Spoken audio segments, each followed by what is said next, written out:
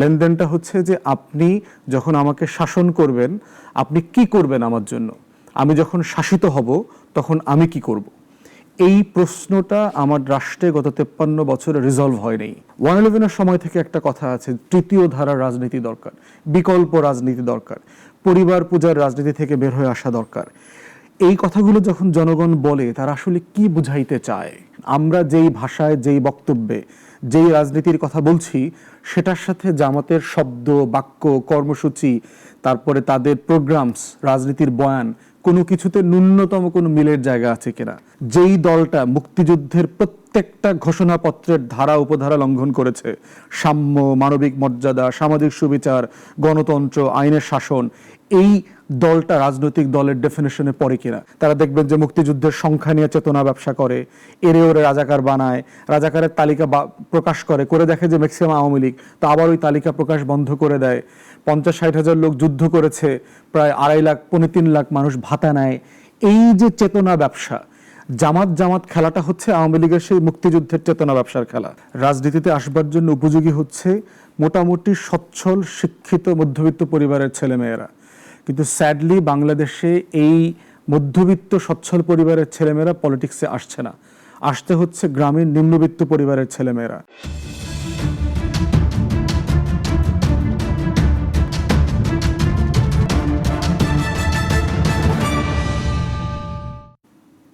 দর্শক আমন্ত্রণ, নাগরিকের বিশেষ আয়োজন বলা না বলাই।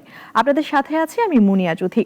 প্রতিদিনকার মতো আজকে স্টুডিওতে একজন বিশেষ অতিথি রয়েছেন। আমাদের সাথে আজকে অতিথি হিসেবে উপস্থিত রয়েছেন আইনজীবী, রাজনৈতিক বিশ্লেষক এবং এবি পার্টির সাধারণ সম্পাদক ব্যারিস্টার আসাদুজ্জামান ফুয়াদ। ব্যারিস্টার আসাদুজ্জামান ফুয়াদ, আপনাকে আমন্ত্রণ নাগরিকের স্টুডিওতে। নিশ্চয়ই ভালো আছেন। কথা বলবো বিপ্লব পরবর্তী রাজনৈতিক বাস্তবতা এবং রাজনৈতিক পুনর্গঠন নিয়ে, কিন্তু তার আগে একদম প্রথমেই যেটি জানতে চাই সেটি হচ্ছে যে এবি পার্টি নিয়ে অনেকের অনেক প্রশ্ন রয়েছে, অনেক ধোঁয়াশা। একদম সাধারণ সম্পাদক হিসেবে বেসিক যে বিষয়টি জানতে চাই সেটি হচ্ছে যে এবি পার্টির রাজনৈতিক আদর্শ এবং লক্ষ্য কি? ধন্যবাদ। এবি পার্টিকে আমরা বলছি হচ্ছে সেকেন্ড জেনারেশন পলিটিক্স, দ্বিতীয় প্রজন্মের রাজনীতি। আমাদের দেশে প্রথম প্রজন্মের রাজনীতিটা ছিল প্রচণ্ড রকম অতীতমুখী। কে, কার বাবা, কার পরিবার 71 সালে কি ভূমিকা রেখেছে তার ভিত্তিতে হচ্ছে তাদের একটা নিজস্ব রাজনৈতিক মাজার তৈরি হয়েছে। এই রাজনৈতিক মাজার ভিত্তিক হইল তাদের পূজা এবং রাজনীতি। তো আমরা বলছি যে রাষ্ট্র, রাজনীতি, সরকার কোনো ব্যক্তি, পরিবার, দলের পূজার মাজারে পরিণত হতে পারে না। রাজনীতি বিষয়টা হচ্ছে যে রাষ্ট্রের সাথে নাগরিকের যে সামাজিক চুক্তিটা হয়ে আছে সেই চুক্তিটা হচ্ছে লেনদেনের বিষয়। লেনদেনটা হচ্ছে যে আপনি যখন আমাকে শাসন করবেন আপনি কি করবেন আমার জন্য, আমি যখন শাসিত হব তখন আমি কি করব। এই প্রশ্নটা আমার রাষ্ট্রে গত 53 বছরে রিজলভ হয়নি বলে দেখবেন যে মাজার পরিবর্তন হয়, নেতা পরিবর্তন হয়, পরিবার পরিবর্তন হয়, কিন্তু দলের এবং সরকার পরিচালনার ন্যূনতম কোয়ালিটিতে পরিবর্তন হচ্ছে না। তাই দেখবেন যে বড় বড় আপহিভালগুলো আসে, গণ অভ্যুত্থানের মতো ঘটনাগুলো ঘটে। তো সেখানে আমরা বলছি যে আমরা যারা লম্বা সময় দেশের বাইরে ছিলাম, ওখানকার পশ্চিমের রাজনীতিটা খুব ক্লোজলি দেখার সুযোগ পেয়েছি।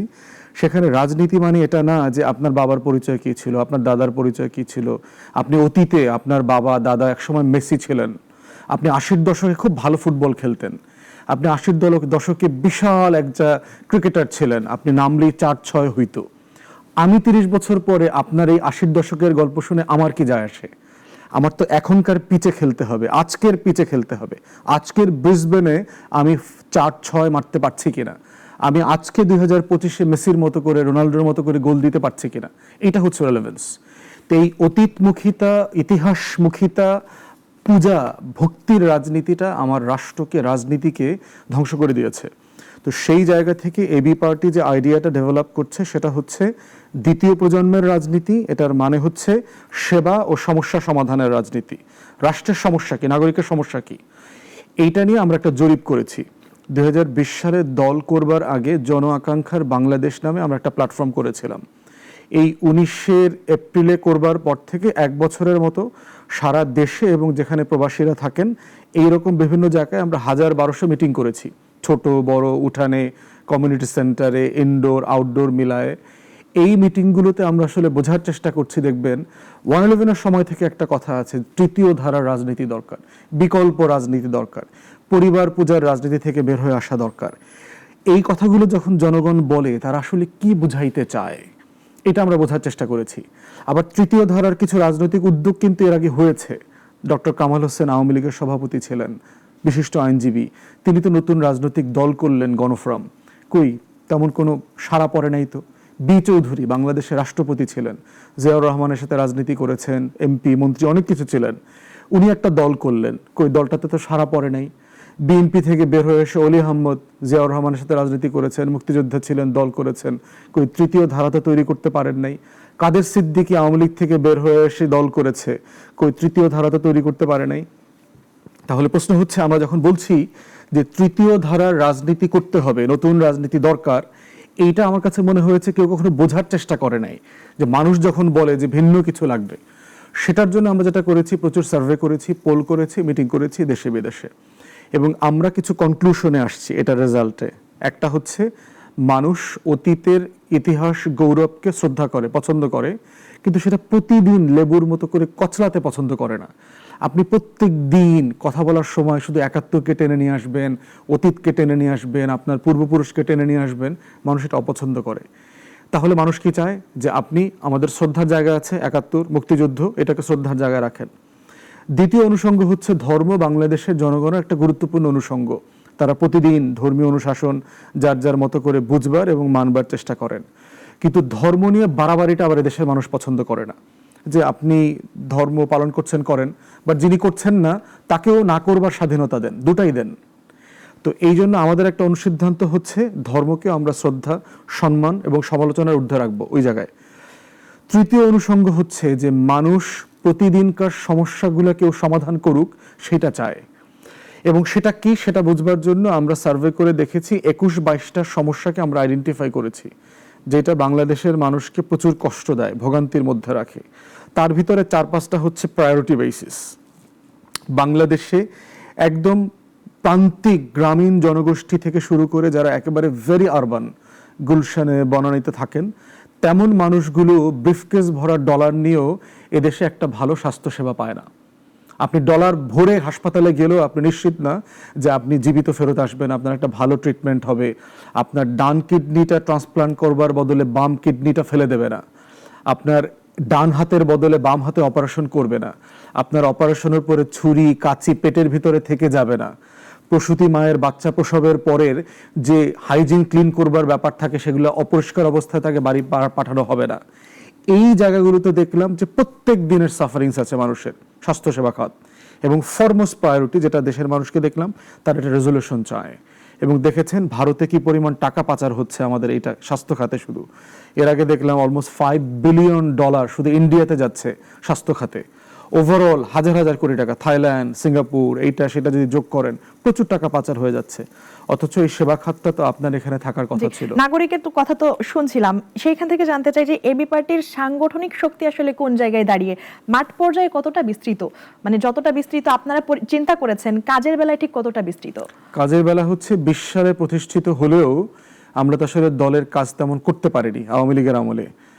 কোনো সকালে আমাকে 11 বার ভেন্যু চেঞ্জ করতে হয়েছে পুলিশের কারণে, গোয়েন্দা সংস্থার কারণে। যেই রুমটাই আমরা বুক করি, যেই কমিউনিটি সেন্টার, যেই রেস্টুরেন্টে আমরা বুক করি, পুলিশ ইন্টেলিজেন্স গিয়ে ওখানে ফোন করে বলে দেয় বাতিল করে দেওয়ার জন্য। মানুষের ঘরে, ছাদে, উঠানে। সর্বশেষ 11তম বৈঠকটাও শেষ করবার সময় দেখতেছি 4 গাড়ি পুলিশ আর র্যাব আসতেছে। তো সে কারণে যেটা হয়েছে, আসলে আমরা দল বিস্তার করতে পারি নাই খুব বেশি। গত 10 মাসেই মূলত আমরা একটু স্বাধীনভাবে কাজ করবার সুযোগ পাচ্ছি। এর মধ্যে আমাদের এখন 34-35টা জেলাতে কমিটি আছে, 200+ উপজেলাতে কমিটি আছে। দলের পরিচিতি অনেক বেড়েছে, দলের যে রাজনৈতিক আইডিয়া সেটা ট্র্যাকশন পাচ্ছে প্রচুর। পরিচিতির সাথে আসলে গ্রহণযোগ্যতা কতটুকু দেখেছেন? গ্রহণযোগ্যতা মানে শিক্ষিত সমাজে, শহরের সমাজের মধ্যে এটা অনেক বেশি, যারা আসলে আমাদের রাজনীতিটা খুব দ্রুত ধরতে পারেন, পড়তে পারেন। এবং ছাত্রদের মধ্যে এটার প্রচুর অ্যাকসেপ্টেবিলিটি তৈরি হচ্ছে যে এরকম একটা পলিটিক্স আসলে দরকার। এর বাইরে হচ্ছে গ্রামীণ জনগোষ্ঠীর কাছেও আমরা যাচ্ছি, প্রান্তিক জনগোষ্ঠীর কাছে। এবং আপনি জানেন যে নির্বাচন কেন্দ্রিকই মূলত প্রান্তিক জনগোষ্ঠীর সাথে আমাদের কানেকশনটা তৈরি হয়। তো এটাও আগের থেকে অনেক বাড়ছে। গ্রামে গঞ্জে গেলাম, যারা মোবাইল ব্যবহার করেন তারা সবাই দেখছি আমাদের ব্যাপারে জানেন, আমাদেরকে ব্যক্তিগতভাবে চেনেন, রাজনীতি বোঝার চেষ্টা করছেন। তারপরে হচ্ছে আরেকটা বিষয় যে ফ্যাসিবাদ বিরোধী আন্দোলনে আমরা যারা অ্যাক্টিভলি রোল প্লে করেছি আমাদের সীমিত সামর্থ্যের জায়গায়, সেটাকেও দেখলাম গ্রামীণ জনগোষ্ঠী অ্যাপ্রিসিয়েট করছে।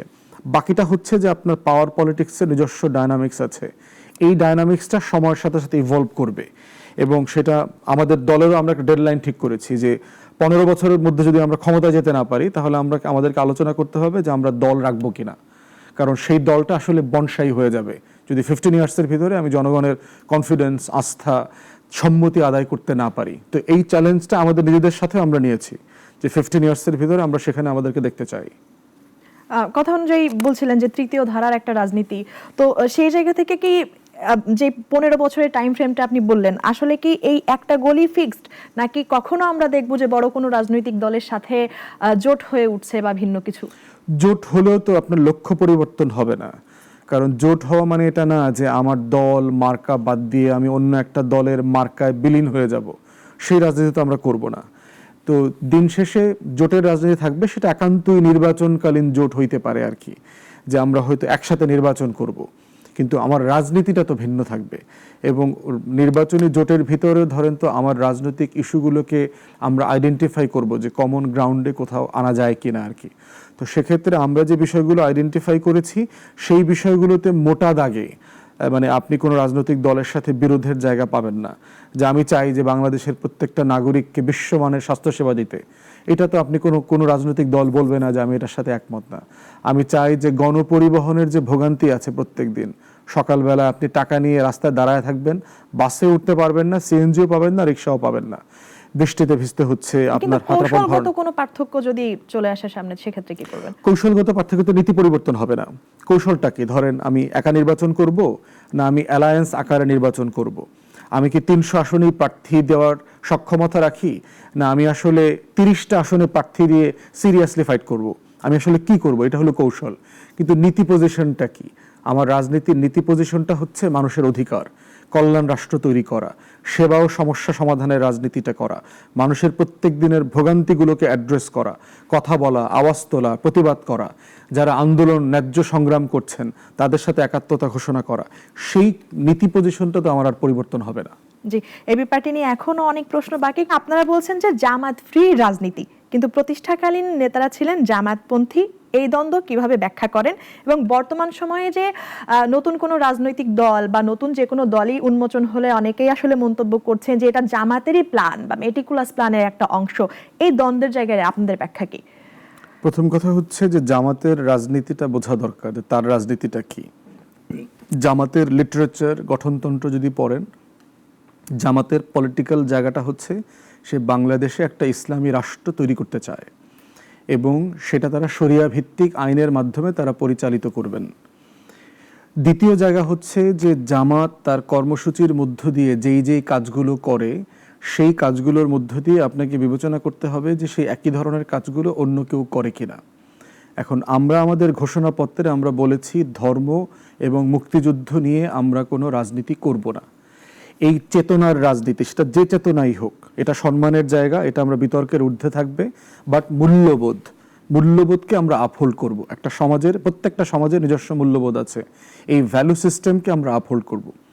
দ্বিতীয়ত দেখেন যে আমরা যখন লঞ্চ করেছি তখন শুধু জামাত ট্যাগ না, আমাদেরকে আরেকটা ট্যাগ দেওয়া হয়েছে যে ডিজিএফআই এর প্রজেক্ট, জামাত ভেঙে নতুন দল করা হচ্ছে, কারণ 24-এ যে নির্বাচনটা হবে সেখানে আওয়ামী লীগকে দেখাইতে হবে যে অনেক রাজনৈতিক দল এখানে অংশগ্রহণ করছে। তাহলে আমরা আসলে কার বি টিম ছিলাম? আমরা কি হাসিনা ডিজিএফআই এর বি টিম ছিলাম না জামাতের বি টিম ছিলাম? এখন প্রশ্ন হচ্ছে যদি ডিজিএফআই এবং হাসিনার বি টিম থাকতাম তাহলে 2022-এ যখন আমরা নিবন্ধনের জন্য আবেদন করলাম নির্বাচন কমিশনে, শর্ট লিস্টের ভিতরে 93টা দলের ভিতরে আবেদনকারী দলের মধ্যে আমরা 1 নম্বরে ছিলাম। সেকেন্ড শর্ট লিস্টে 12টার ভিতরে 1 নম্বরে ছিলাম। থার্ড শর্ট লিস্টে নির্বাচন কমিশনের 4টা দলের ভিতরে 1 নম্বরে ছিলাম। তারপরে আমাদেরকে কেন দেয় নেই নিবন্ধন? কারণ তারা আমাদেরকে ডিল করতে চাইছে। ডিজিএফআই থেকে, সরকার থেকে আমাদেরকে বলছে আমাদেরকে টাকা দিবে, হাসিনা আমাদেরকে এমপি পদ দেবে, এতগুলা আমরা নির্বাচনে যাইতে হবে এবং এটা পাবলিকলি ঘোষণা দিতে হবে। ঘোষণা দিলে পরে তারা আমাদেরকে নিবন্ধন দিয়ে দিবে। আমরা একমত হইনি, নিবন্ধন পাইনি এবং নিবন্ধনের যে মামলা, সেটাও আপনার সিদ্ধান্ত নিতে হয়েছে নতুন গণঅভ্যুত্থানের পরবর্তী সময়গুলোতে। জামাতের বি টিমের প্রশ্ন দেখেন, যে জামাতের যদি বি টিম হইতাম তাহলে আমাদের তো সারা দেশে জামাতের লক্ষ লক্ষ হাজার হাজার নেতাকর্মীরা জয়েন করত। আমি কেন এখনো বিভিন্ন জেলাতে কমিটি করতে পারি নাই? জামাত শিবির থাকলে তো আমার হাজার হাজার না, অনেকে তো বলে যে প্রতিষ্ঠাতাকালীন অনেক নেতারা যারা হচ্ছে জামাত ঘরানার ছিল, ইভেন আপনার ব্যাপারেও অনেক সামাজিক যোগাযোগ মাধ্যমে আসলে প্রশ্ন তুলেছেন যে ইসলামী ছাত্র শিবিরের অংশ, সেটার ব্যাখ্যা আপনার মুখ থেকেই শুনবো যে আপনার অবস্থান কি। তৃতীয় কথা হচ্ছে, দেখেন জামাত কিন্তু নিজস্ব একটা রাজনৈতিক দল করেছে বিডিপি নামে, বাংলাদেশ ডেভেলপমেন্ট পার্টি। এইটাও রিসেন্টলি নিবন্ধন পেয়েছে। তাহলে প্রশ্ন হচ্ছে জামাতের আসলে বি টিম কোনটা, আমরা না বিডিপি, তার দল যেটা করেছে? এবং সেই দলের ব্যানারে দেখবেন তারা অলরেডি প্রার্থিতাও দেওয়া শুরু করেছে। চতুর্থত কথা হচ্ছে যে দলের কিছু কিছু নেতাকর্মী শুধু জামাত থেকে আসেন নাই, অন্য দল থেকেও আসছেন। সিপিবির কেন্দ্রীয় কমিটির সদস্য ছিলেন, কমিউনিস্ট পার্টিতে রাজনীতি করেছেন, বাম রাজনীতি করেছেন দেশের বিভিন্ন এলাকাতে, এরকম 60-এর উপরে নেতাকর্মী আমাদের আছে এখন। তারপরে বিএনপির রাজনীতি করেছেন, আওয়ামী লীগের রাজনীতি করেছেন, জাতীয় পার্টির রাজনীতি করেছেন। কিন্তু সবচেয়ে বড় সংখ্যাটা হচ্ছে যারা কখনো রাজনীতি করেন নাই। যেমন ধরেন আমাদের ছাত্ররা, আমাদের শ্রমিক উইংয়ের যারা সদস্যরা কাজ করছেন, আমাদের যারা মহিলারা, এরা প্রায় শতভাগ কখনো রাজনীতি করেন নাই, একদম ফ্রেশ আমাদেরকে দিয়ে তারা পলিটিক্স করছেন। আমাদের পেশাজীবীরা যারা আমাদের সাথে কাজ করছেন, তাদের অলমোস্ট সবাই নতুন করে প্রথম রাজনীতি করা শুরু করেছেন আমাদের মাধ্যমে।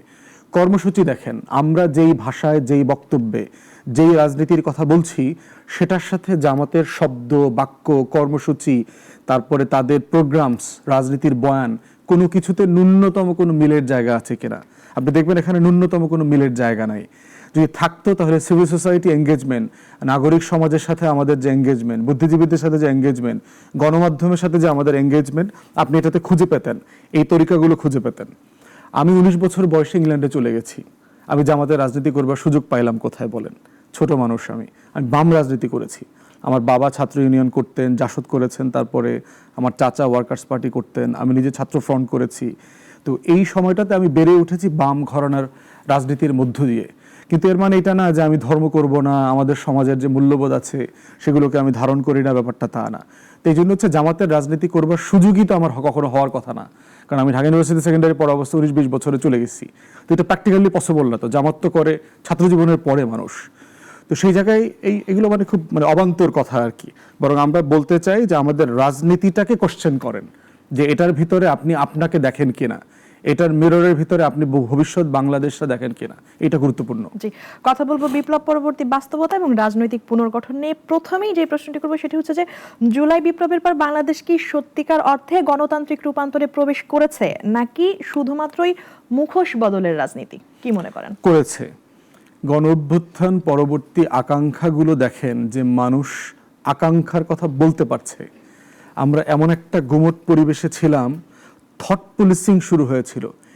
চিন্তা করলেও ভয় লাগতো যে কোনোভাবে DGFI, NSI, DB, police, RAB জেনে যায় কিনা, কোনোভাবে হাসিনার সেই কালো কোট পরা পেঙ্গুইনরা জেনে যায় কিনা যে আমি আসলে এরকম একটা চিন্তা করছি, একটা ভাবনা করছি। তো সেই জায়গাতে সার্টেনলি আপনি দেখেন গণমাধ্যমে আমরা যে ভাষায় কথা বলছি এখন, আপনারা যে ভাষায় আমাদেরকে এখন জবাবদিহিতা করছেন, আপনারা 10 মাস আগে সেটা করেছেন কিনা? গণমাধ্যমের গত 16 বছরের আমলনামা দেখেন। এই গণমাধ্যমে তো আওয়ামী লীগের, সিআরআই, গোয়েন্দা সংস্থার প্রতিদিনকার দালালির ইনফরমেশনও আমরা জানতাম। 6টার সময় নিউজ এডিটরকে রিপোর্ট পাঠাইতে হইতো যে আগামী দিনের অ্যাসাইনমেন্টকে, টকশোতে মেহমান কারা আসছে, কারা আসছে না, কে থাকতে পারবে, কে থাকতে পারবে না। বহু ঘটনা আমি পার্সোনালি জানি, টকশোতে আসার পরে মেহমানকে আবার বিদায় করে দিতে হয়েছে। টকশো রেকর্ডেড হয়েছে, সেই টকশো প্রচারিত হয় নাই, এমন ঘটনা আমরা জানি। তো সেই বাস্তবতায় দেখেন যে আমরা এখন সবাই মন খুলে কথা বলতে পারছি, দাবিটা তুলতে পারছি। সংস্কারের বিষয়টা, দাবির বিষয়টা মাথায় রাখতে হবে যে বঞ্চনার সাগরটা সাডেনলি স্বপ্নের, প্রত্যাশার সাগরে পরিণত হয়েছে। 10 মাসে জীবনের সব স্বপ্ন পূরণ হয় না, কিন্তু স্বপ্নগুলোরই যে আলোচনা হয়েছে, এই বিশাল তরুণ জনগোষ্ঠীরা, 10-12 বছরের ছেলেরা, মেয়েরা মিলে যে লড়াইতে অংশগ্রহণ করেছে, তারা 1 কোটির বেশি তরুণরা সারা বাংলাদেশে যে অভাবনীয় পরিবর্তনের নেতৃত্ব দিয়েছে, এইটা আপনি আগামী 20, 30, 40 বছরের রাজনীতিতে দেখবেন। শুধু রাজনীতিতে না, সবাই তো রাজনীতি করবে না, কেউ বিভিন্ন পেশায় যাবে, আইন পেশায় যাবে, ডাক্তার হবে, দেশের বাইরে যাবে। টোটাল প্রসেস, চিন্তার রূপান্তর ঘটে গেছে। তরুণ প্রজন্ম নিয়ে তো কথা বলছিলেন, জুলাই বিপ্লব নিয়েও কথা বললেন। মুখ্য ভূমিকায় যারা ছিল সেখান থেকে নতুন রাজনৈতিক শক্তি এনসিপির যে উত্থান, এনসিপির উত্থানকে কি গণ আকাঙ্ক্ষার প্রতিফলন মনে করেন নাকি সাজানো রাজনৈতিক রূপ? না, এটা তো একটা নতুন আকাঙ্ক্ষা তৈরি হয় যে কোনো ঘটনার পরে। আপনি যুদ্ধের পরে দেখেন 71-এ যখন মুক্তিযোদ্ধারা ফিরে আসলেন, ছাত্রলীগের ডায়নামিক অংশ ছাত্রলীগ থেকে কিন্তু বেরিয়ে গিয়ে তারা জাসদ করেছে। তারা কিন্তু সবাই মুক্তিযোদ্ধা ছিলেন, তরুণ ছাত্র ছিলেন, এবং তারা মনে করেছেন যে আওয়ামী লীগ যা যা করছে এবং 71-এর যুদ্ধের সময় যা যা করেছে তার ভিত্তিতে মুক্তিযুদ্ধের ঘোষণাপত্রের যে আকাঙ্ক্ষা, স্বপ্ন, এটা তারা বাস্তবায়ন করছে না, করতে পারবে না। এবং পারবে না বলে তারা কি করে, তারা জাসদ নামে নতুন দল করেছে। তাদের নিজস্ব ফেইলিয়ার আছে, সেটা অন্য কারণে। কিন্তু প্রত্যেকটা বড় ঘটনা নতুন আকাঙ্ক্ষার জন্ম দেয়, স্বপ্নের জন্ম দেয়। এবং এই স্বপ্নগুলোকে যদি আপনার পুরাতন দলগুলো ধারণ করতে না পারে, তখন তারা নতুন করে তাদের আকাঙ্ক্ষাকে সংগঠিত করে। একইভাবে ঘটেছে, আপনার দেখেন যে গণ অধিকার পরিষদ নামে একটা দল হলো, আপনার 17-18-এর কোটা বিরোধী আন্দোলন থেকে তারা তৈরি হয়েছে। তাদেরও সফলতা আপনি জাজ করতে পারবেন, কিন্তু তারা দেখেন যে নতুন করে এই বাস্তবতাটা তৈরি হয়েছে, যে একটা আকাঙ্ক্ষার জন্ম হয়েছে। 75 পরবর্তী বাস্তবতায় দেখেন 76, 77, 78, 79-তে আপনি দেখেন 77-এ গিয়ে বিএনপি তৈরি হলো কেন? যে 75 পরবর্তী বাস্তবতা একটা নতুন আকাঙ্ক্ষা তৈরি হয়েছে, সবাইকে নিয়ে বাংলাদেশটাকে তৈরি করা, বাংলাদেশকে দিল্লির আধিপত্যবাদ থেকে মুক্ত রাখার যে আকাঙ্ক্ষা, সেখান থেকে বিএনপির জন্ম হয়েছে। অতএব একটা বড় বড় ঘটনার পরে যেটা হয়, রাজনীতিতে নতুন আকাঙ্ক্ষা তৈরি হয়। সেই আকাঙ্ক্ষাকে যদি এক্সিস্টিং মানে অস্তিত্বমান সংগঠনগুলো যদি ধারণ করতে না পারে, তখন তারা নতুন বলয়ে অবয়বে আবির্ভূত হবে। এটা খুব স্বাভাবিক। তারা সফল হবে কিনা সেটার জন্য আপনাকে অপেক্ষা করতে হবে। তাদের বর্তমান কার্যক্রমগুলো কাঙ্ক্ষিত কিনা সেটা আপনি সমালোচনা করতে পারবেন, কিন্তু জন্ম নেওয়াটা খুব স্বাভাবিক একটা প্রক্রিয়া। জি, বলছিলেন তো বড় একটি রূপান্তর প্রক্রিয়া, সেই জায়গা থেকে যে ফ্যাসিস্ট আওয়ামী লীগ নিষিদ্ধ হলো এবং পরবর্তীতে নতুন একটি রাজনৈতিক দল আসলো, একটি না একাধিক দল এসেছে, কিন্তু এনসিপি সবচেয়ে মুখ্য ভূমিকা পালন করেছিল যাদের হাত ধরে, সেজন্য সেটি বেশি আলোচনায় রয়েছে। কিন্তু বিষয় হচ্ছে যে আওয়ামী লীগের যে রাজনীতিতে ফেরার সুযোগ, সেই ব্যাপারটা কি আইনসঙ্গত নাকি নৈতিক? একজন আইনজীবী হিসেবে আপনার কাছ থেকে ব্যাখ্যা কি আসলে? প্রথম কথা হচ্ছে যে যারা বলছে যে আওয়ামী লীগের রাজনৈতিক অধিকার ক্ষুণ্ণ হচ্ছে, প্রথম কথা হচ্ছে যে পলিটিক্যাল সায়েন্সে, হিস্ট্রিতে রাজনীতি এবং রাজনৈতিক দলের সংজ্ঞা দেয়া আছে। এখন প্রথমত হচ্ছে জাতিকে ডিসাইড করতে হবে যে রাজনৈতিক দলের সংজ্ঞায় আওয়ামী লীগ, জাতীয় পার্টি এবং তার যে 14 দলীয় কার্টেল আছে, মাফিয়া কার্টেল, এই কার্টেল পড়ে কিনা। যেই দলটা 16 বছরে আমাকে 3-4টা নির্বাচন থেকে বঞ্চিত করেছে, সেই দলটা রাজনৈতিক দলের সংজ্ঞায় পড়ে কিনা। যেই দলটা গত 16 বছরে প্রায় $250 বিলিয়ন লুটপাট করেছে, সেই দলটা একটা রাজনৈতিক দলের ডেফিনেশনে পড়ে কিনা। যেই দলটা বাংলাদেশের স্বার্থকে দিল্লির করদ্রাজ্য বানানোর জায়গায় সমর্পণ করে দিয়েছে, সেই দলটা রাজনৈতিক দলের সংজ্ঞায় পড়ে কিনা। যেই দলটা গত 16 বছরে 800 আয়নাঘর বানাইছে সারা দেশে, 6,500 মানুষকে ক্রসফায়ারে দিচ্ছে, হাজার হাজার মানুষের লাশ খুঁজে পাওয়া যায় নাই, সেই দলটা রাজনৈতিক দলের ডেফিনেশনে পড়ে কিনা। যেই দলটা মুক্তিযুদ্ধের প্রত্যেকটা ঘোষণাপত্রের ধারা উপধারা লঙ্ঘন করেছে, সাম্য, মানবিক মর্যাদা, সামাজিক সুবিচার, গণতন্ত্র, আইনের শাসন, এই দলটা রাজনৈতিক দলের ডেফিনেশনে পড়ে কিনা। যেই দলটা দেশের প্রত্যেকটা বিরোধী দলকে একদম নিশ্চিহ্ন করে দেওয়ার জন্য উঠে পড়ে লেগেছিল, সেই দলটা রাজনৈতিক দলের ডেফিনেশনে পড়ে কিনা। যেই দলটা সকাল থেকে সন্ধ্যা পর্যন্ত শুধু একজন ব্যক্তি এবং তার পরিবারের পূজা অর্চনায় রাষ্ট্রের হাজার হাজার কোটি টাকা খরচ করেছে, সে রাজনৈতিক দলের ডেফিনেশনে পড়ে কিনা। যেই দলটা আমার সিভিল মিলিটারি ব্যুরোক্রেসিকে নিজের পাবলিক প্রপার্টি বানিয়েছে, আমার দলের কর্মচারী বানাইছে, সেই দলটা একটা রাজনৈতিক দলের ডেফিনেশনে পড়ে কিনা। অতএব আপনি যদি বাস্তবতা দেখেন, আমাদের যে কনভেনশন আছে সিভিল পলিটিক্যাল রাইটস, যেটা জাতিসংঘ প্রণীত, তার যে ডেফিনেশনে যে রাইটসের কথা বলা আছে, প্রত্যেকটা রাইটস তারা লঙ্ঘন করেছে গত 16 বছরে। অতএব ন্যাশনাল ইন্টারন্যাশনাল কোনো স্ট্যান্ডার্ডে আমার সংবিধান লঙ্ঘন করেছে, প্রত্যেক দিন রাত আমার সংবিধান লঙ্ঘন করেছে, আমার মৌলিক মানবাধিকার লঙ্ঘন করেছে। অতএব শুধু রাজনৈতিক দলের ডেফিনেশনে পড়ে না। তো যে দলটা একটা ক্রিমিনাল এন্টিটি, পৃথিবীতে কোনো ক্রিমিনাল এন্টিটিকে রাজনীতি করতে দেয়া হয় না। ঠিক একই ঘটনা ঘটেছে আপনার সেকেন্ড ওয়ার্ল্ড ওয়ারের পরে দেখেন জার্মানিতে নাৎসিদেরকে কি রাজনীতি করতে দেওয়া হয়েছে? অথচ এই নাৎসি পার্টির নেতা হিটলার কি 33-34 নির্বাচিত হয়ে চ্যান্সেলর হয় নাই? ল্যান্ডস্লাইড ভিক্টরি নিয়ে আসছে, দ্বিতীয়বার নির্বাচিত হয়েছে। কই তাকে তো রাজনীতি করতে দেওয়া হয়নি। যেই দলটা আপনার ফ্যাসিস্ট মুসোলিনি দল ইটালিতে ল্যান্ডস্লাইড ভিক্টরি নিয়ে ক্ষমতায় আসছে, কই তাকে তো রাজনীতি করতে দেওয়া হয়নি। তাহলে প্রশ্ন হচ্ছে আওয়ামী লীগের রাজনীতি করবার অধিকারের আগে ডিসাইড করতে হবে আমাদেরকে যে সে আসলে রাজনৈতিক দলের ডেফিনেশনে পড়ে কিনা।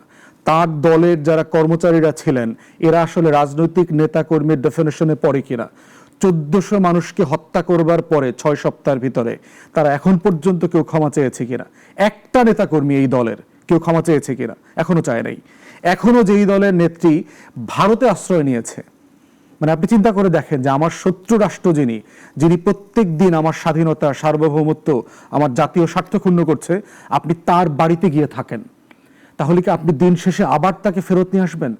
অতএব সেই জায়গাতে আমাদের বক্তব্য হচ্ছে গণ অভ্যুত্থানের পরাজিত শক্তির রাজনীতি করার কোনো এখতিয়ার থাকতে পারে না। যেমনটি আপনি বলছিলেন যে আওয়ামী লীগ হয়তো সেই নৈতিক অধিকারটি হারিয়েছে, কিন্তু অনেকেই মন্তব্য করছেন যে যখন আওয়ামী লীগ ছিল এই একই রকম ভুক্তভোগী হয়েছিল জামাত, তো পরবর্তী যে পরিস্থিতি সেই সময় এসে সেই আওয়ামী লীগের মতো কাজই হয়তো বর্তমান সরকার করছে বা এখন সেটির আবার প্রচলন হচ্ছে, সেই ব্যাপারে আসলে কি বলবেন? যে একটা এক্সাম্পল দেন। একই রকম ভাবে আওয়ামী লীগ যা করেছে, বর্তমান জামাত নিষিদ্ধ করতে চেয়েছিল, সেই জায়গা থেকে এখন যেটা মন্তব্য আসছে সেটি হচ্ছে যে আওয়ামী লীগের মতো করে এখন আবার আওয়ামী লীগকে নিষিদ্ধ করা হচ্ছে, মানে তার দেখানো পথে আবার চলা হচ্ছে। এটার উত্তর হচ্ছে যে আওয়ামী লীগের কোনো রাজনৈতিক ম্যান্ডেট ছিল কিনা, আওয়ামী লীগ কি গত 16 বছরে নির্বাচিত সরকার ছিল কিনা, গত 24-এ বাংলাদেশে কোনো নির্বাচন হয়েছে কিনা।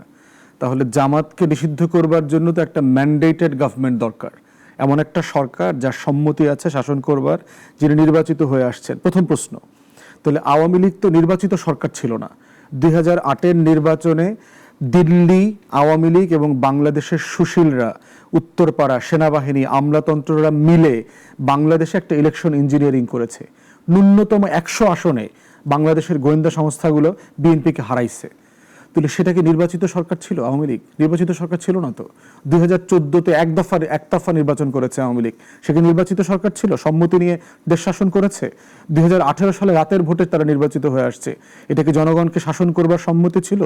2024-এ সে একটা দামি সরকার ছিল, তার কি নির্বাচন করবার এবং জনগণকে শাসন করবার সম্মতি ছিল? তাহলে যার নির্বাচিত হয়ে এসে জনগণের সম্মতির ভিত্তিতে শাসন করবার অধিকার থাকে না, তিনি পলিটিক্যাল ডিসিশন কিভাবে নেন? একটা রাজনৈতিক দলকে নিষিদ্ধ করতে হলে তার তো লেজিটিমেসি থাকতে হবে আগে। দ্বিতীয়ত হচ্ছে কোন আইনে আপনি তাকে নিষিদ্ধ করেছেন? একটা সন্ত্রাস দমন আইনে। কিসের ভিত্তিতে করলেন? এটা আগে করলেন না কেন? একদম পতনের আগে মে-জুন মাসে কেন করলেন? আপনি তো 16 বছর থেকে ক্ষমতায় আছেন, নিষিদ্ধ আগে করলেন না কেন? তাহলে এই যে জামাত খেলার যে কালচার, এটা হলো মুক্তিযুদ্ধের চেতনা ব্যবসা। তারা দেখবেন যে মুক্তিযুদ্ধের সংখ্যা নিয়ে চেতনা ব্যবসা করে, এরে ওরে রাজাকার বানায়, রাজাকারের তালিকা প্রকাশ করে দেখে যে ম্যাক্সিমাম আওয়ামী লীগ, তো আবার ওই তালিকা প্রকাশ বন্ধ করে দেয়। 50-60 হাজার লোক যুদ্ধ করেছে, প্রায় 2.5 লাখ 3.5 লাখ মানুষ ভাতা নেয়। এই যে চেতনা ব্যবসা, জামাত খেলাটা হচ্ছে আওয়ামী লীগের সেই মুক্তিযুদ্ধের চেতনা ব্যবসার খেলা। এখন সেই জায়গাতে হচ্ছে গণ অভ্যুত্থান একটা বড় ম্যান্ডেট। এখন প্রশ্ন হচ্ছে যে বর্তমান সরকার কি একই প্রসেস করতেছে না? একই প্রসেস করতেছে না তো। বর্তমান সরকার বাংলাদেশের ইতিহাসের সবচেয়ে বেশি ম্যান্ডেটওয়ালা সরকার। প্রত্যেকটা সক্রিয় রাজনৈতিক দল এই সরকারকে সমর্থন দিয়েছে। তাহলে আপনি চিন্তা করে দেখেন, এই সরকারের তো ম্যান্ডেট আছে যে কোনো সিদ্ধান্ত নেবার। দ্বিতীয়ত হচ্ছে আর্টিকেল 106-এ সুপ্রিম কোর্টের একটা রেফারেন্স নিয়েছে এই সরকার, সেখানে বলে দেওয়া আছে রাষ্ট্রের সকল নির্বাহী কার্যক্রম পরিচালনা করবার জন্য তার এখতিয়ার আছে এখানে। তৃতীয়ত হচ্ছে গণ অভ্যুত্থানের সেলফ একটা ম্যান্ডেট, যেই ম্যান্ডেটের ভিত্তিতে সে দেশ শাসন করতে পারে, সিদ্ধান্ত নিতে পারে। তারপরে হচ্ছে জনদাবি। আওয়ামী লীগ নিষিদ্ধ করা যাবে না, এই ব্যাপারে কয়েক লক্ষ লোক কি মিছিল সমাবেশ করেছে? কেউ রাস্তায় নেমেছে? দেশে বিদেশে হাজার হাজার লোক আসছে। লন্ডনে কয়জন লোক মিছিল সমাবেশ করলো আওয়ামী লীগের? সারা ইউরোপ থেকে আওয়ামী লীগ 20-30 জন লোক খুঁজে পায় নাই। তাহলে প্রশ্ন হচ্ছে জনদাবিটা কোথায়? প্রসেস ভিন্ন হইতে পারে। যখন আপনি বলছেন যে এটা এক্সিকিউটিভ সিদ্ধান্ত দিয়ে করাটা ঠিক হয়েছে কিনা, আমি নীতিগতভাবে মনে করি যে এটা আরেকটা ভালো প্রসেসে করা যাইতো, জুডিশিয়াল প্রসেসে। এবং সেই সেপ্টেম্বর অক্টোবর থেকে আমি একটা ফরম্যাটেড প্রস্তাবনা পাবলিক প্লেসে দিয়েছি যে আওয়ামী লীগ জাতীয় পার্টি 14 দল প্রশ্নে আমাদের সিদ্ধান্ত কীরকম হতে পারে।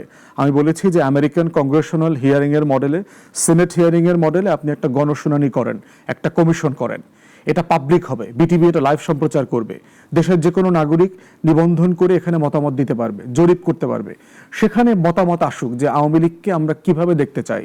গণ অভ্যুত্থানের 1400 শহীদ পরিবার সেখানে সাক্ষ্য দেবে, যেই 26,000 ছেলেমেয়েরা আহত হয়েছে ওরা সাক্ষী দেবে, যেই 600 ছেলেমেয়েরা অন্ধ হয়েছে ওরা সাক্ষী দেবে এখানে। এর ভিত্তিতে আপনি সিদ্ধান্ত নেন একটা প্রসেস ফলো করে। এবং আমি দেখেছি যে 5, 6, 7টা মতামত আসতে পারে আওয়ামী লীগের ব্যাপারে, যে আপনি নাৎসি এবং ফ্যাসিস্টদের মডেলে তাদেরকে আউটরাইট ব্যান করে দেবেন, আপনি দক্ষিণ আফ্রিকার মডেলে ট্রুথ অ্যান্ড রিকনসিলিয়েশন মডেলে যাবেন, মোটা দাগে কিছু অপরাধের শাস্তির বিচার করবেন, বাকিদেরকে একটা তওবা কমিশন করে তাদেরকে ক্ষমার আওতায় নিয়ে আসবেন, তাদেরকে কশন দেবেন, তিরস্কার করবেন। এবং ডিনাৎসিফিকেশন রিহ্যাবিলিটেশন ছিল, যারা নাৎসি ছিল তাদেরকে তখন ধরা হতো তারা মানসিকভাবে বৈকল্য, পাগল টাইপের লোক। আওয়ামী লীগকেও আমরা অসুস্থ মানুষ মনে করি, যে এত এত অপরাধ করতে পারে সে সুস্থ মানুষ না। অর্থাৎ তার রিহ্যাবিলিটেশন দরকার, পুনর্বাসন দরকার, তার মনস্তাত্ত্বিক, তার সাইকিয়াট্রিস্ট দেখিয়ে এই রোগের ট্রিটমেন্ট করা দরকার। এই রিহ্যাবিলিটেশন করা যেতে পারে। থার্ড হচ্ছে আপনি আইসিটিতে রেফার করে দেন, যেখানে মানবতা বিরোধী অপরাধের ট্রাইব্যুনালে যেখানে বিচার হচ্ছে সেখানে আওয়ামী লীগের দল আকারে বিচার হোক, আমরা দেখি কি মতামত দেয়। আপনি অ্যাটর্নি জেনারেল অফিসে রেফার করতে পারেন মতামতের জন্য। আপনি হচ্ছে এইটা যেহেতু সে 3টা ভোট জনগণকে ভোট থেকে বঞ্চিত করেছে, আপনি ঐক্যমতের ভিত্তিতে আওয়ামী লীগ জাতীয় পার্টিকে 3টা ভোট থেকে বঞ্চিত করবেন। দল হিসেবে আওয়ামী লীগের বিচারের যে বিষয়টি সামনে এসেছে, আপনিও যেমনটি বলছিলেন, কয়েকদিন আগে গণমাধ্যমে আমরা দেখেছি যে বিএনপি থেকে বলা হয়েছে যে আওয়ামী লীগের যারা ক্লিন ইমেজের তারা বিএনপিতে যোগ দিতে পারে। দল হিসেবে যদি আওয়ামী লীগ নিষিদ্ধ হয় বা সেটি যদি গণদাবি হয়ে থাকে, জনগণের দাবি হয়ে থাকে, আপনি একটি দলের সাধারণ সম্পাদক হিসেবে কি বলবেন যে পুরো আওয়ামী লীগের নেতা থেকে শুরু করে তৃণমূলের সবাই কি আসলে এই নিপীড়নে যুক্ত ছিল? তাদের সবার শাস্তি হওয়া উচিত ইন্ডিভিজুয়ালি, বা তারা যদি কোনোভাবে রাজনীতি করতে চায় তাদের ক্ষেত্রে আসলে কোন প্রক্রিয়ায় যাওয়া উচিত, বা তাদের জন্য আপনাদের পরামর্শ কি? শাস্তির প্রশ্ন হচ্ছে ফৌজদারি অপরাধের সাথে। আওয়ামী লীগের যারা যারা কোনো না কোনো ফৌজদারি অপরাধ করেছে, রাষ্ট্রের আইন অমান্য করেছে, জনগণের অধিকার থেকে তাকে বঞ্চিত করেছে, তাদেরকে আপনি ফৌজদারি অপরাধের মধ্যে আনবেন।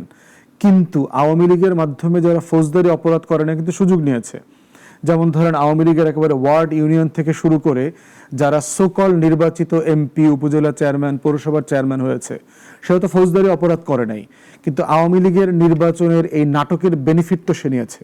অর্থাৎ তাকে পলিটিক্যালি তাকে তো ভৎসনা করতে হবে, তাকে আমরা বলছি পলিটিক্যালি সাসপেন্ড করে দেন। যারা কোনো না কোনো ফর্মে গত 16-17 বছরে আওয়ামী লীগের নির্বাচন করেছে, তারা বাংলাদেশে আর কেউ নির্বাচন করতে পারবে না, রাজনীতি করতে পারবে না।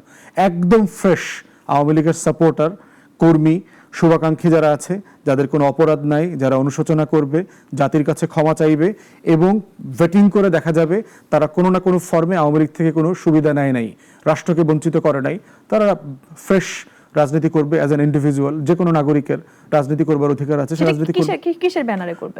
সে নতুন ব্যানার খুঁজে নেবে, সে নিজে ব্যানার করুক। কিন্তু আওয়ামী লীগের ব্যানার তো বাংলাদেশে জেনোসাইড করেছে, গণহত্যা করেছে, একের পর এক গণহত্যা করেছে, শাপলা চত্বরে গণহত্যা করেছে, বিএনপি জামাতের হাজার হাজার। কেউ এবি পার্টির ব্যানারে আসতে চাইলো, এবি পার্টি তাকে সমর্থন দিবে কিনা? ব্যক্তি মানুষ যদি মনে করি আমরা ভেটিং করে দেখি যে অ্যাবসলিউটলি তার কোনো ফৌজদারি অপরাধ নাই, তিনি আওয়ামী লীগের কোনো পদস্থ নেতাকর্মী ছিলেন না, গত 16-17 বছরে আওয়ামী লীগের কোনো বেনিফিট নেন নাই, ভেরি ক্লিন ইমেজের মানুষ, বিবেচনা করা যেতে পারে at a certain point of time. কিন্তু এই ব্যাপারে আমরা এখনো কোনো সিদ্ধান্তে আসি নাই। না, তাহলে তো আসলে আওয়ামী লীগ থাকলো না। যেমনটি বলছিলাম যে আওয়ামী লীগের সকল কর্মী সমর্থকই কি আসলে অপরাধী কিনা, বা এই যে বিপ্লব গেল সেই বিপ্লবেও তো অনেকের মৌন সমর্থন ছিল, বা যারা চুপ ছিলেন, কোন একটা সাইড ছিল যারা একেবারেই চুপ ছিল, বিপ্লবের পক্ষেও ছিল না, বিপক্ষেও ছিল না। আসলে এই মানুষগুলোর মধ্যেও আছে কেউ কর্মী, কেউ সমর্থক, কেউ পছন্দ করেন। তখন যদি অন্য কোনো ব্যানারে চলে আসে তখন তো আর আওয়ামী লীগ থাকলো না। তার মানে কি আওয়ামী লীগ একেবারেই ভ্যানিশ, বা এই নব পদ্ধতিতে একেবারেই ভ্যানিশ করে দেওয়ার একটি পন্থা? না, ভ্যানিশ না, বিষয় হচ্ছে এই ধরনের সিচুয়েশনে এই দলগুলো কখনো বেঁচে থাকে না। আওয়ামী লীগের অবস্থা হবে মুসলিম লীগের মতো, দেখেন, মুসলিম লীগ এই সাবকন্টিনেন্টের ইতিহাসে অসাধারণ কাজ করেছে। পাকিস্তান রাষ্ট্র বানিয়েছে। আমাদের এই অঞ্চলের মুসলিম মেজরিটি মানুষের যে নাগরিক অধিকার, তার যে বেঁচে থাকার অধিকার, এবং আজকের যে ইন্ডিয়াতে দেখেন মুসলমানরা কি খারাপ অবস্থায়, মাইনরিটিরা কি খারাপ অবস্থায় আছে, সেখান থেকে একটা রাষ্ট্র বানায় তাদেরকে সেফগার্ড করেছে। এই মুসলিম লীগের নেতৃত্বে আপনার জমিদারি প্রথা বিলোপ হয়েছে।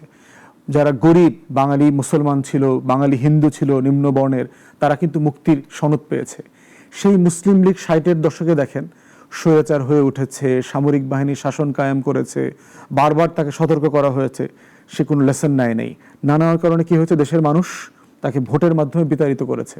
নতুন রাষ্ট্র হয়েছে, আওয়ামী লীগের ক্ষমতায় আহরণের একটা জায়গা তৈরি হয়েছে। ঠিক একইভাবে দেখেন গত 16 বছর থেকে কিন্তু আওয়ামী লীগকে ওয়ার্ন করা হয়েছিল। ওয়ার্নিং না শুনতে শুনতে সে যেটা হয়েছে, সে এখন নাই হয়ে গেছে। তার ইতিহাস হচ্ছে মুসলিম লীগের মতো, এবং ফিউচারে যদি কোনো রাজনৈতিক দল এরকম একই কাজ করে, সে মুসলিম লীগের মতো একেবারে কাগজের দল হয়ে যাবে। আর দ্বিতীয় ভবিষ্যৎ হচ্ছে আওয়ামী লীগের আঞ্চলিক দলে পরিণত হবে। এরশাদ দেখছেন না আপনার রংপুরের কয়েকটা উপজেলা এবং আসনের দলে পরিণত হয়েছে, আওয়ামী লীগও ফরিদপুর গোপালগঞ্জের দলে পরিণত হবে। কারণ গণ অভ্যুত্থানের পরবর্তী পরাজিত দল পৃথিবীতে কোথাও শাসন ক্ষমতায় ফিরে আসবে না, এটাই খুব স্বাভাবিক। এই জন্য আওয়ামী লীগ আর সাধারণ নিরপরাধ নাগরিক দুইটা জিনিসকে আমি আলাদা করে ফেলতে চাই। যারা আওয়ামী লীগের বেনিফিশিয়ারি, আওয়ামী লীগের ব্যানারে ফৌজদারি অপরাধ করেছে, আওয়ামী লীগের কমিটিতে পদস্থ ছিল, তাদেরকে কোনো স্পেস পলিটিক্সে দেওয়া যাবে না। কিন্তু যারা আওয়ামী লীগের নিরপরাধ সমর্থক কর্মী, সিম্পল নাগরিক, তার নাগরিক সুবিধা আছে, সে নাগরিক অধিকার নিয়ে কাজ করবে, সে নতুন দল করবে, অন্য কোনো দলে যোগ দিবে, থাকতেই পারে। একজন আইনজীবী হিসেবে আপনার কাছে জানতে চাই, সেটি হচ্ছে যে বিপ্লব পরবর্তী বিচার বিভাগ কিছু সাহসী সিদ্ধান্ত নিয়েছে। যেমন ধরেন, আপিল বিভাগ থেকে সাবেক স্বরাষ্ট্রমন্ত্রী জামিন, তারপর বিচারক নিয়োগের যোগ্যতা তালিকা, হাইকোর্টে 355টি রাজনৈতিক মামলা বাতিল। এই যে সার্বিক চিত্র, এটি কি আসলে একটি দীর্ঘমেয়াদী সংস্কারের সূচনা? কি দেখছেন, কি মনে করেন? প্রথম কথা হচ্ছে যে আপনার অ্যাপিলেট ডিভিশনে যে বিচারপতিদেরকে নিয়োগ দেওয়া হয়েছে এবং যাকে প্রধান বিচারপতি করা হয়েছে, এই নিয়োগ প্রক্রিয়াটার পদ্ধতি নিয়ে আপনি সমালোচনা করতে পারবেন। খুব অ্যাব্রাপ্টলি করা হয়েছে, সময় পাওয়া যায়নি, যেহেতু আগের বিচারকরা সব পালাইছে প্রধান বিচারপতি থেকে শুরু করে। কিন্তু অ্যাপয়েন্টমেন্টটা খুব ব্রিলিয়ান্ট অ্যাপয়েন্টমেন্ট হয়েছে। আমাদের হাইকোর্টের সবচেয়ে বেস্ট ভালো জাজদেরকেই অ্যাপিলেট ডিভিশনে আনা হয়েছে, এবং এখন যিনি প্রধান বিচারপতি আছেন Mrs justice Rifat Ahmed, one of the best জাজেস অফ আওয়ার টাইম, মানে বলতে হবে আর কি, পুরো বাংলাদেশের ইতিহাস যদি ধরেন, ব্রিলিয়ান্ট জাজ। তো সেই জায়গাতে সার্টেনলি এটা একটা অ্যাচিভমেন্ট, এবং বেশ কিছু রিফর্মের উদ্যোগ কিন্তু তারা নিয়েছেন। এবি পার্টির পক্ষ থেকেও আমরা প্রায় 13-14 দফা দিয়েছিলাম জুডিশিয়ারি রিফর্মের ব্যাপারে গত অক্টোবর মাসে, এবং সেটার অধিকাংশই আইন মন্ত্রণালয় এবং আমাদের জুডিশিয়ারি অ্যাকসেপ্ট করেছেন। এবং কমিশন যেটা ছিল, সেই কমিশনের রিপোর্টে আমরা এগুলো দেখেছি। তার ভিতরে একটা হচ্ছে সচিবালয়, যে বিচার বিভাগের একটা নিজস্ব সচিবালয় দরকার। কারণ জুডিশিয়াল যে অ্যাপয়েন্টমেন্ট হচ্ছে, ট্রান্সফার অধস্থন জাজদেরকে, এখানে আইন মন্ত্রণালয়ের প্রচুর সরকারি থাকে, মানে ইন্টারফারেন্স থাকে। তো সেখানে সুপ্রিম কোর্টের একটা মানে ক্ষমতা এখানে তৈরি হবে, এবং তারা ন্যায্যতার ভিত্তিতে সেটা ডিল করবেন। এরপর একটা জায়গা হচ্ছে যে আপনার অ্যাটর্নি জেনারেলের অফিস এবং পাবলিক প্রসিকিউশনের যে অফিস আছে, নিম্ন আদালতে পিপি, এপিপি, জেপি, এগুলো যে অ্যাপয়েন্ট করে, এগুলো একদম রাজনৈতিক তদবিরে হয়। আপনার প্রায় 2500-3000-এর মতো আপনার সারা দেশে পিপি, এপিপির পদ আছে। এগুলো মানে শতভাগ রাজনৈতিক দলীয় বিবেচনাতে হয়, এবং খুবই অযোগ্য উকিলদেরকে ওইসব জায়গাতে অ্যাপয়েন্ট করা হয়। এবং যাদের কারণে যেটা হয়, মামলার বাণিজ্য হয়, ওখানে ব্যাপক টাকা পয়সার লেনদেন হয়, মামলা রিজলভ হয় না। এই মামলাগুলো এসে আবার হাইকোর্টে জট বাঁধে, বিশাল লোড তৈরি হয় এখানে। ঠিক একইভাবে অ্যাটর্নি জেনারেল অফিসে যে অ্যাপয়েন্টমেন্ট হয়েছে কয়েকশো, অ্যাসিস্ট্যান্ট অ্যাটর্নি জেনারেল থেকে শুরু করে এডিশনাল অ্যাটর্নি জেনারেল পর্যন্ত, এগুলো পুরোপুরি কে কার পরিচিত, কে কাকে চেনে, তদবিরের মাধ্যমে হচ্ছে। আমরা বরাবরই দাবি করেছি যে এই প্রসেসটা ডিফেক্টিভ, ফ্লড।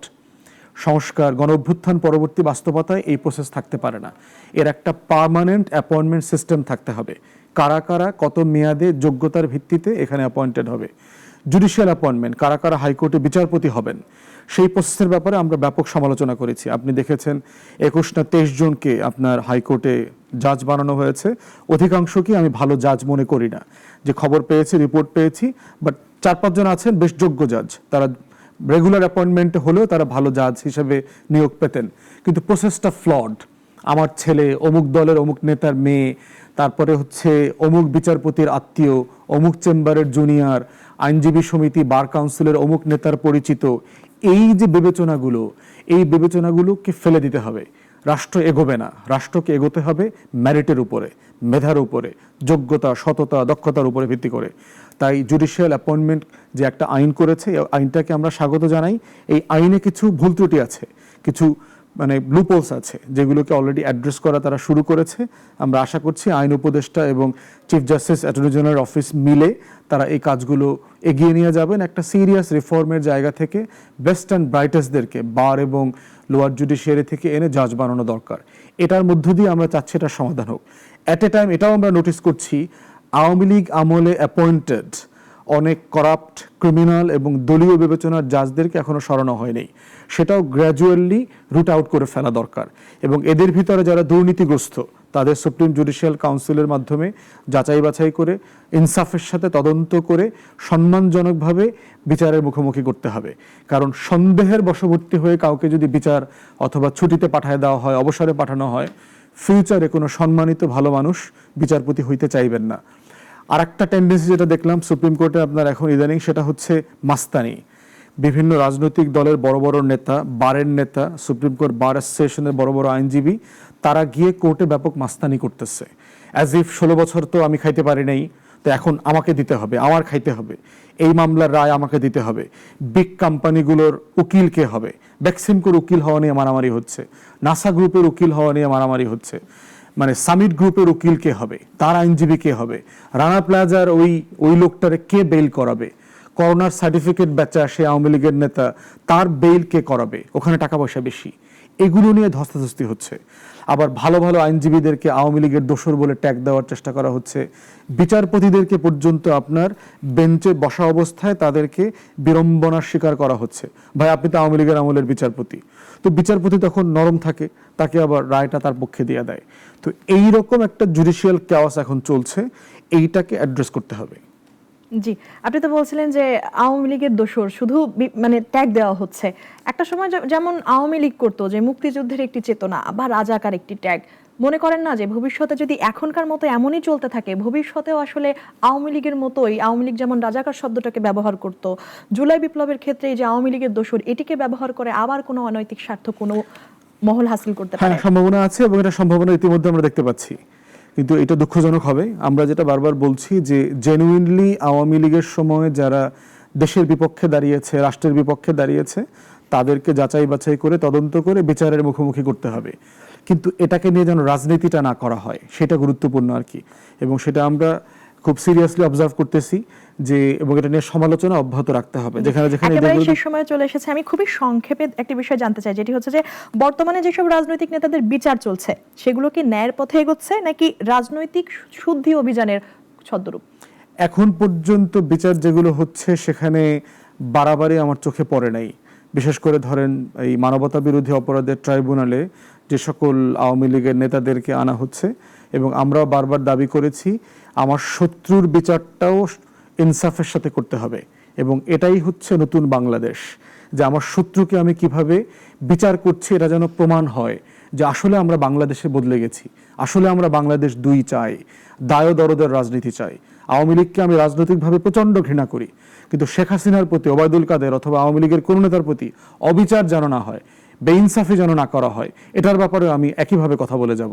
বিচার চাই, ইনসাফ চাই, কিন্তু জুলুম চাই না। জি, রাজনীতি থেকে পরিচ্ছন্ন নেতৃত্ব আশা করা বাস্তবসম্মত কিনা, যেখানে অর্থ এবং শক্তির একটি প্রভাব রয়েছে, আধিপত্যের লড়াই? বিষয়টা খুবই জটিল। বাংলাদেশের রাজনীতিতে পরিচ্ছন্নতার সাথে আর্থিক সচ্ছলতা জড়িত। রাজনীতিতে আসবার জন্য উপযোগী হচ্ছে মোটামুটি সচ্ছল, শিক্ষিত, মধ্যবিত্ত পরিবারের ছেলেমেয়েরা। কিন্তু স্যাডলি বাংলাদেশে এই মধ্যবিত্ত সচ্ছল পরিবারের ছেলেমেয়েরা পলিটিক্সে আসছে না, আসতে হচ্ছে গ্রামীণ নিম্নবিত্ত পরিবারের ছেলেমেয়েরা। এইটা আসার কারণে যেটা হয়েছে, তাকে টেন্ডারবাজি করতে হয়, তাকে চাঁদাবাজি করতে হয়, তাকে সচিবালয়ে ডিসি অফিসে গিয়ে তদবির করতে হয়, কোটি কোটি টাকা ইনকাম করতে হয়, এবং রাজনীতিটা দুর্বৃত্তপনার মধ্যে চলে যাচ্ছে। তো এটা একটা সার্কেল, এটা আমাদেরকে সিরিয়াসলি এটার জন্য ওয়ার্ক করতে হবে। পার্টিকুলারলি লিডারশিপ পর্যায়ে বড় বড় দলগুলোতে যারা আছেন, তাদেরকে আপনার পিক করতে হবে যে সিরিয়াস, সচ্ছল, পলিটিক্যালি কনসিয়াস, শিক্ষিত পরিবারের ছেলে মেয়েদেরকে কিভাবে আমরা পলিটিক্সে অ্যাট্রাক্ট করতে পারি। এবং ইতিমধ্যে আমরা দেখতে পাচ্ছি আপনার গণ অভ্যুত্থান পরবর্তী বাস্তবতায় অনেক সিরিয়াস ছেলেমেয়েরা, যাদের আসলে তদবির বাণিজ্য করে খেতে হবে না, এমন ছেলেমেয়েরা রাজনীতিতে আসছে। তাদেরকে ধরে রাখাটা একটা চ্যালেঞ্জ। একেবারেই শেষ প্রশ্ন, সেটি হচ্ছে যে রাজনৈতিক সহিষ্ণুতা ফেরাতে নতুন সরকারের কি কোনো রকম আইনগত পদক্ষেপ নেওয়া প্রয়োজন বলে মনে করেন কিনা? গত 10 মাসে আমরা যা দেখেছি। সহনশীলতা সহিষ্ণুতা আপনার আইনের বিষয় না, এটা চর্চা করার ব্যাপার। একটা সমাজকে বছরের পর বছর, যুগের পর যুগ, কখনো কখনো শত শত বছর ধরে এই সহনশীলতার চর্চা করতে হয়। আমাদের এডুকেশনের মধ্য দিয়ে ছেলে মেয়েদেরকে আত্মস্থ করাতে হবে যে বিরোধী মত, ভিন্ন মতকে কিভাবে সম্মানের সাথে ওয়েলকাম করা যায়। এটা হলো আমার সম্মানের বৈচিত্র্য, যে ইউনিটি ইন ডাইভার্সিটি। অনেক মতের মধ্যেও সৌন্দর্য আছে, বৈচিত্র্য আছে। এই চর্চাটা, সহনশীলতাটা আমাদেরকে প্র্যাকটিস করতে হবে, আইন দিয়ে না। জি, অসংখ্য ধন্যবাদ আপনাকে আমাদেরকে সময় দেওয়ার জন্য। দর্শক, আজকের মতো এ পর্যন্তই। অসংখ্য ধন্যবাদ সাথে থাকার জন্য। নাগরিকের অন্যান্য আয়োজন দেখতে চোখ রাখুন নাগরিকের ওয়েবসাইট, ইউটিউব এবং ফেসবুকে।